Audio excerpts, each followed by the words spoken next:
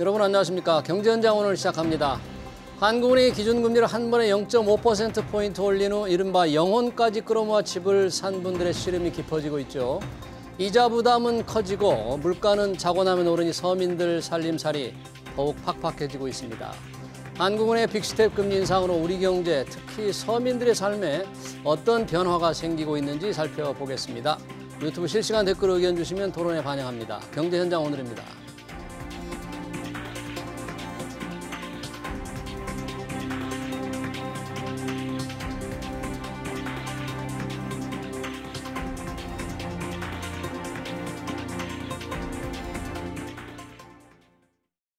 네, 금리 인상 파장 토론하기 위해서 두 분의 전문가 모셨습니다. 최양호 인포스탁 데일리 기업정책연구원장, 이인철 참좋은 경제연구소장 나오셨습니다. 두 분 어서 오세요. 네, 반갑습니다. 반갑습니다. 자, 한국은행의 빅스텝 금리 인상, 벌써 기준금리가 2.25%가 됐습니다. 우리 경제 전반에 지금 충격이 다양하게 미치고 있는데요. 최양호 원장님, 네. 여러 사람들에게 각자 다양하게 영향이 지금 나타나고 있을 텐데 보시기에 어떻습니까? 지금 우리 경제에 미치는 영향? 사실 금리라는 게 360도 전후방 효과가 가장 큰 정책 중에 하나이기 때문에 지금 가는데 일단 금리 올린 거에 대해서 부동산 같은 경우는요. 예. 규제가 너무 촘촘하게 짜여서 사실 우리가 생각한 것보다 크게 안 갔고요. 그다음에 이제 이창용 총재가 금리를 빅스텝 한 다음에 예. 가장 기자회견 할 때 제일 먼저 얘기한 게 인플레이션 기대 심리를 확산되는 것을 억제하는 게 제일 중요하다 이렇게 얘기를 했거든요. 인플레이션 기대 심리를 네. 꺾어야 된다. 과연 네. 그 부분에 있어서 효과가 있었냐에 대해서는 좀 굉장히 의문점이 아직도 있습니다. 왜냐하면 우리나라에 지금 5%대의 인플레이션에 예. 사실 65%는 우리가 통제가 불가능한 겁니다. 그러니까 3%대 정도는 외부에서 오는 충격으로 하기 때문에 예. 금리로 잡을 수 있냐 없냐 이 부분이 굉장히 우려가 되는 부분들이어서 확산이 억제가 되는 게 지금 조금 불편한 부분들이 있고요. 그다음에 예. 고물가 상황이 정착되는 것을 막기 위해서 선제적으로 올리겠다. 사실 이거는 제 개인적인 해석으로 보면 예. 그럼 또 8월 달에도 빅스텝 가는 거 아니야? 이러한 여지와 의문점을 갖게 하는 부분들이 있어서 8월에도 네. 0.5%포인트 올릴 가능성도 있다고 좀 보시네요. 네. 그런데 조건을 몇 개 다셨어요. 예. 물가 정점은 3분기 말이나 4분기 초다. 이거야말로 진짜 사실 확실한 데이터를 갖고 한 얘기가 아니기 때문에 예. 그것이 흔들리기 시작하면은 사실 우리가 지금 빅스텝 가고 있습니다만은 과연 이것으로 우리의 기대 인플레이션을 잡을 수 있느냐? 아직은 효과는 몸에 닿을 수 있는 효과는 없다고 보여지고 있습니다. 그러니까 기대 인플레이션을 조금 꺾겠다는 게 하는 총재 생각인데. 물가 상승 요인이 다 이 외부에서 오는 게 굉장히 많기 때문에 과연 그럴 수 있을까 하는 의구심을 보여주셨고요. 이인철 소장님 어떻게 영향을 좀 보고 계세요? 일단 가장 큰 변화는 이제 자산 시장의 버블이 꺼지고 있다. 주식에서 코인 그리고 예. 경기 후행성이라는 부동산마저도 드디어 이제 약세장에 본격적으로 진입한 것으로 보이고. 기준금리가 인상이 되면서 이제 변동금리 대출의 기준이 되는 신용대출이라든가 전세대출 정말로 수시로 신압으로 지금 오르고 있는 상황이고요. 예. 또 여기에다가 이제 기업가 임금 측면에서 이제 웨이즈 스파이럴이라는 임금과 물가가 서로 자극하면서 이제 치솟는 영상. 사실은 이 스파이럴하면 이제 예. 김연아 선수 스케이팅할 때 한쪽 발 서고 한쪽 다리로 이제 네. 나선형 모양으로 쫙 펴가면서 가슴이 뻥 뚫리지만. 네. 이 임금과 물가가 서로 상호작용하면서 올라가는 현상은 예. 정부가 어떤 대책을 내놓더라도 이제 좀 관여하기 힘든 굉장히 깨기 힘든 부분이어서 이것도 좀 문제점으로 나타나고 있고 이 가운데서도 아마 최근 들어서는 신용대출 받으신 분들 아마 문자 메시지 받기 바쁠 겁니다. 대출금리 올랐습니다. 올랐다는 거. 은행에서 보내온 문자? 맞습니다. 왜냐하면 이제 은행이 이제 이 대출 금리를 올릴 때는 예. 기준금리 플러스 이 가산금리가 있는데 예. 가산금리까지 이제 오르다 보니까 20, 30대 영끌족들, 영세 소상공인들, 다중 채무자들 이자 부담이 이제 급격히 늘고 있는 게 가장 큰 문제입니다. 지금 이인철 소장님과 가산금리를 올리니까 은행에서 지금 문자 받기 급급하다. 이만큼 올랐습니다. 고객님 대출금리 올랐습니다. 뭐 이런 문자인데 그 대출금리 결정하는 중요한 게 코픽스라는 게 있다면서요. 그렇죠. 네. 그게 뭐 6월 코픽스가 그렇게 많이 올랐습니까? 지금 이제 6월 달에 지금 오른 것뿐만 아니라 지금 이 빅스텝을 올린 이후에 예. 코픽스를 또 새로 규정해야 되는 부분들이 있거든요. 그거 새로 고쳐야 되거든요. 예. 그러니까 코픽스는 뭐냐면 시중 6개 은행에 예. 자금 조달을 할 때 들어가는 비용 지수라고 보시면 됩니다. 그래서 지금 7월 달에 이제 다음서 2.38%니까 예. 지금 뭐 연초 대비해서 한 0.7% 지금 오른 거니까 연초 대비. 네, 굉장히 지금 많이 오른 거죠. 그래서 예. 1개월 전 대비해서 뭐 이자로만 따지더라도 뭐 24조까지 지금 얘기를 하고 있으니까 예. 지금 뭐 영끌에서 하신 분들은 굉장히 뭐 고통스러운 그런 부분들을 가고 있습니다만은 근데 이제 이 사실 이렇게 금리를 올리면요. 예. 이 뭐 부동산 시장이라든가 자산 시장에 이제 영향을 좀 크게 주려 그러면 대출이 가능해야 되거든요. 네. 그러니까 뭐 예를 들어서 부동산 같은 거면 15억 넘으면 예. 대출이 안 돼요. 지금 그렇죠. 예, 네. 9억도 15. 뭐 그냥 제한적으로 네. 됩니다. 예. 그러니까 금리는 올라서 이거를 조금 더 효과를 내야 되는데 지금 효과 내는 부분들이 굉장히 지금 이런 규제하에서는 예. 굉장히 작고요.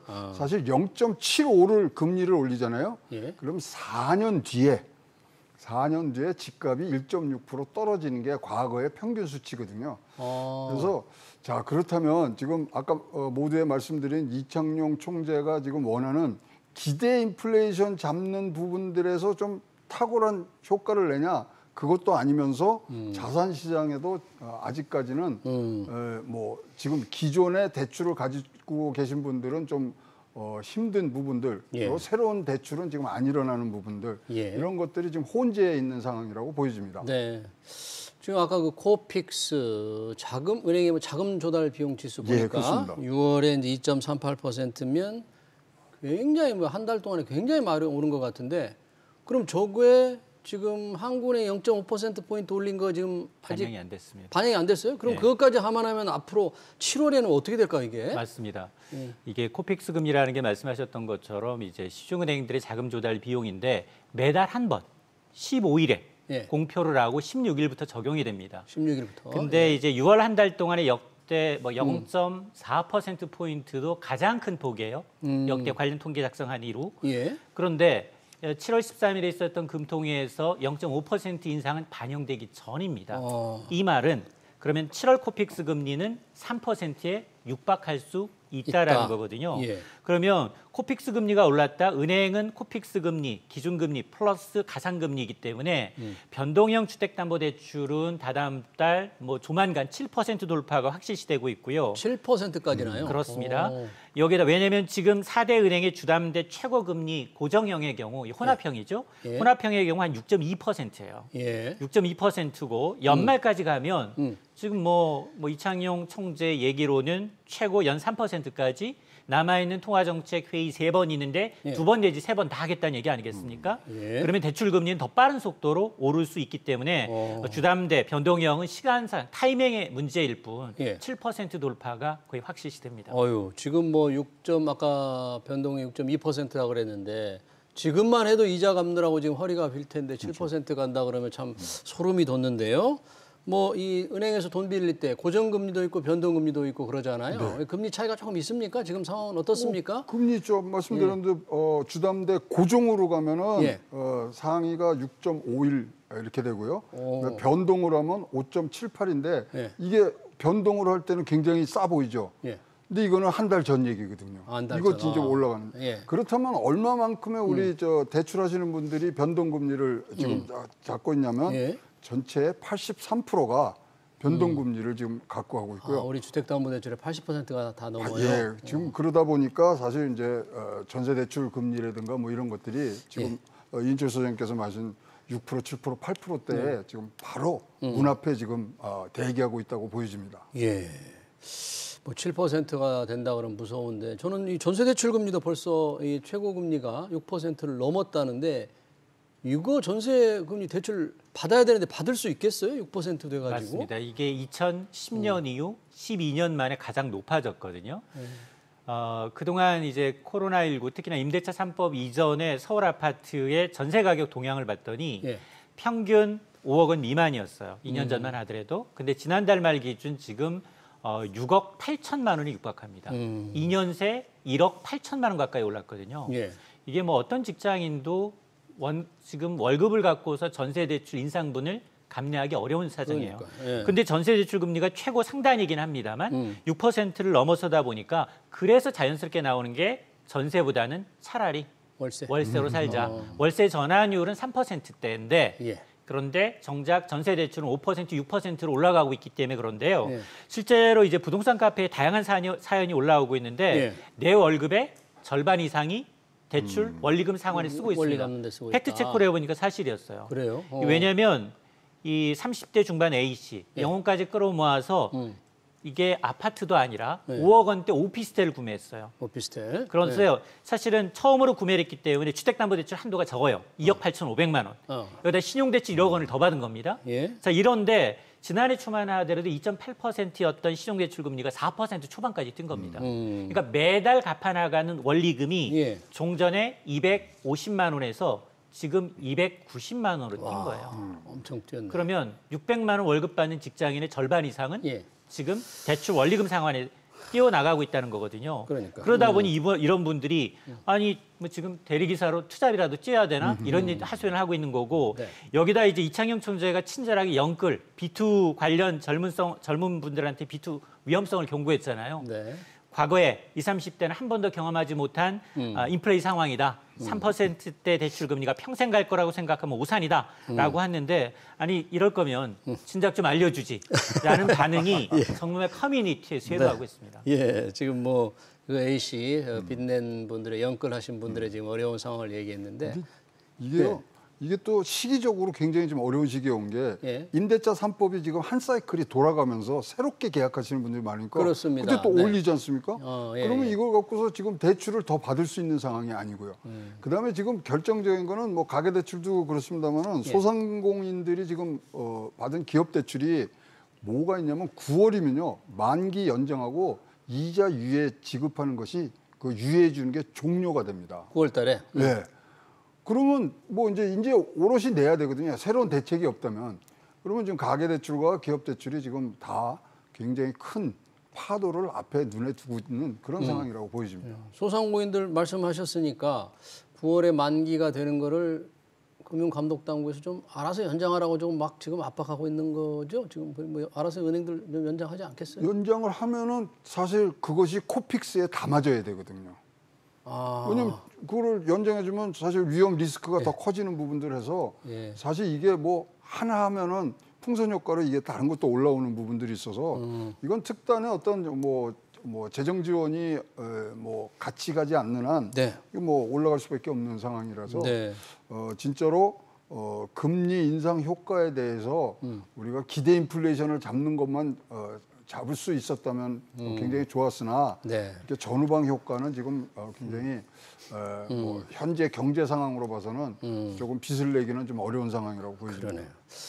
뭐 기준금리 오르니까 시장금리 오르고 대출금리 안 오를 수 없을 텐데 금융감독원 요즘 좀 이렇게 이복현 원장 약간 은행들을 지금 좀 째려보고 있잖아요. 대출금리 조금 뭐 낮추라 막 이러니까 낮추는 듯 하던데 뭐 실제 좀 낮추고 있는 거예요? 생색내기 용어로밖에 이제 해석할 수가 없는데요. 뭐 최연소 부장검사 출신의 금감원장이 이제 이자 장사한다라는 한마디에 대출금리 내리고 예금금리 올렸다라고 이제 보도는 되고 있는데 실상을 좀 들여다봤어요. 그랬더니 정말로 내리고 있는 거 일부 주택담보대출 내렸는데 오히려 소리 소문 없이 신용대출 금리를 올리고 있습니다. 아, 신용대출 금리는 더 올린다. 그렇습니다.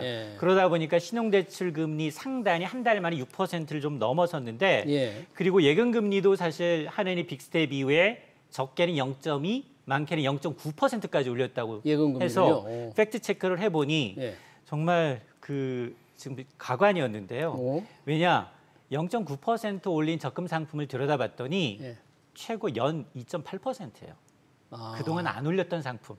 그동안 안 올렸던 거? 상품. 그리고 이제 뭐 9.2% 적금이 있다라고 해서 나도 가입해야지. 9.2%요? 예, 연. 아니 연이라도 그건 그럴 수가 있나요? 그러니까 찾아봤더니 이게 4월 19일 날 카드사하고 우정본부가 협업했던 이벤트를 빅스텝 이후에 금리 상한 연 8.95에서 9.2%로 살짝 수정해서 이번에 나온 것처럼. 근데 이 조건이 굉장히 까다롭습니다. 왜냐하면 이거는 카드를 새로 만들어야 돼요.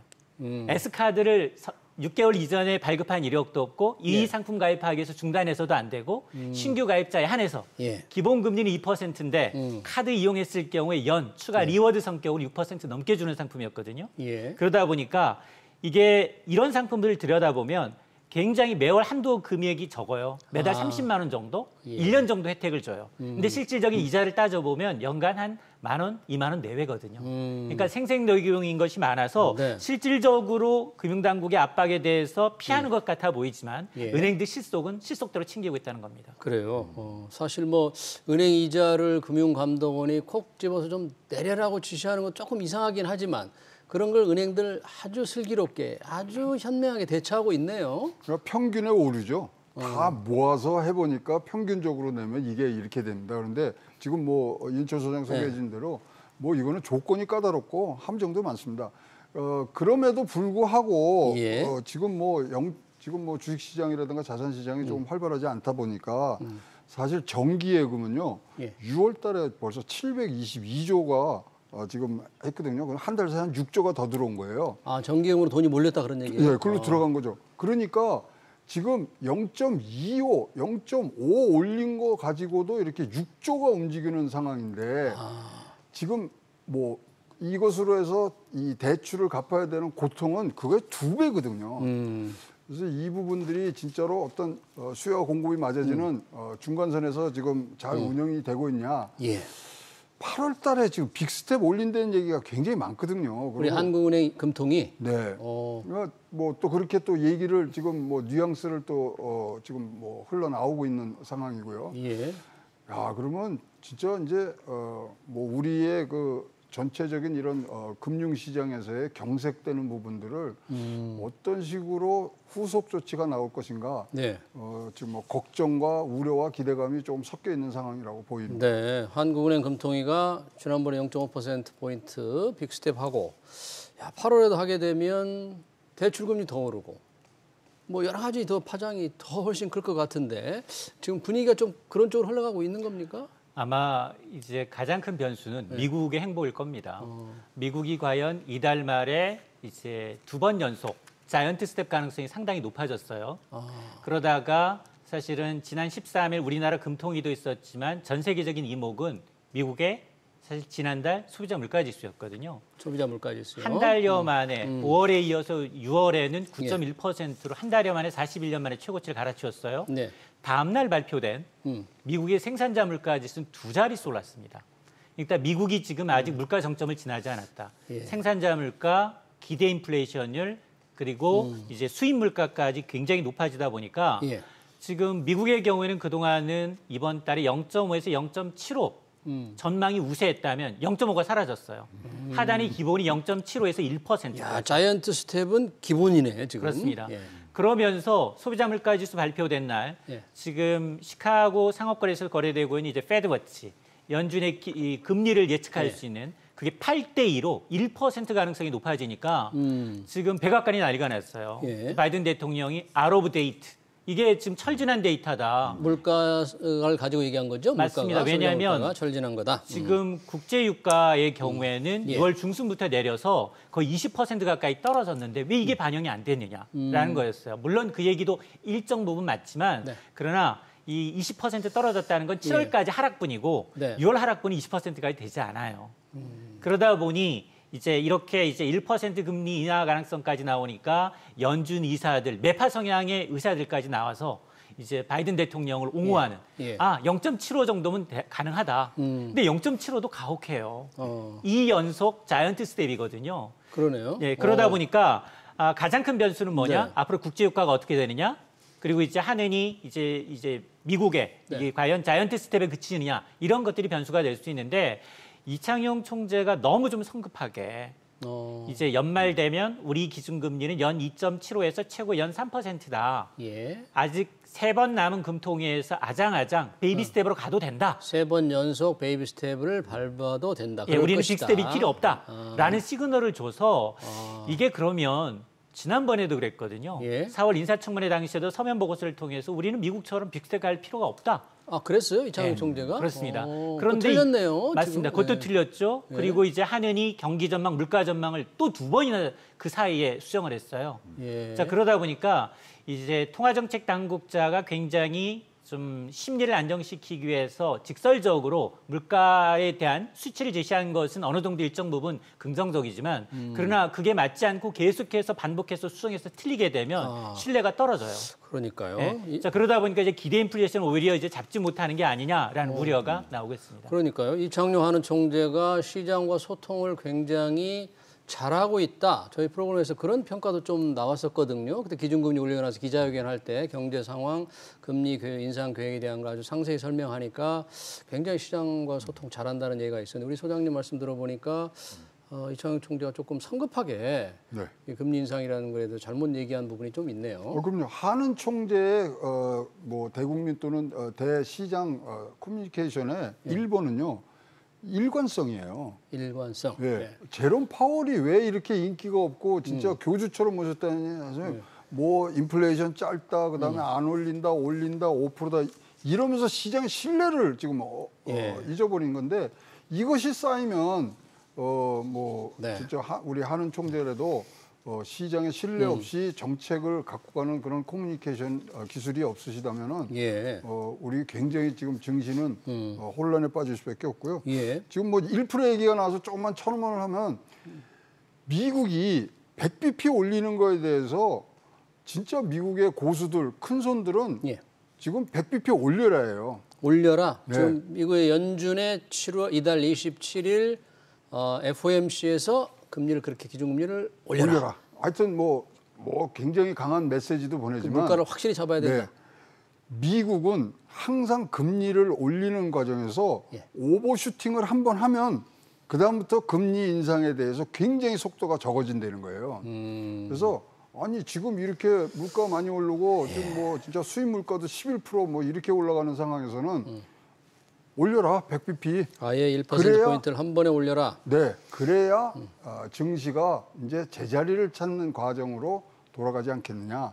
그래서 지금 진짜 왈가왈부하는 지금 이 얘기가 있습니다만은 예. 어떻게든지 시장은 이 지금 전문가들이라든가 여기서 오래 일하신 분들의 예상을 넘어서는 그런 해석들을 하기 때문에 진짜로 모든 지금 투자하시는 분들은 예. 이제는 옛날에는 좀 예견을 해서 투자를 하시는데 네. 지금부터는요 확인 후 대응하시는 게 굉장히 좋은 투자 방법 중에 하나라고 보여집니다. 예. 1%포인트 올리면은 인플레 기대 심리를 좀 잡을 수는 꺾을 수는 있겠지만 그러다 이 경기를 죽이는 그런 상당히 심각한 현상도 나올 것 같은데. 맞습니다. 그래서 예. 실질적으로 이제 우리가 이제 파란 창에다가 이제 페드 워치라고 치면 예. 시카고 상업거래소에서 거래되고 있는 금리 예측을 실시간으로 데이터 확인이 가능해요. 제가 페드 워치. 예. 예, 방송 전에 확인해 보니까 아직은 자이언트 스텝 0.75% 인상 가능성이 7대 한 3 정도로 아직은 이제 7대 3. 그렇습니다. 자이언트 스텝 가능성이 높은데 예. 자 문제는 지금 계속해서 발표되는 지표들에 의해서 예.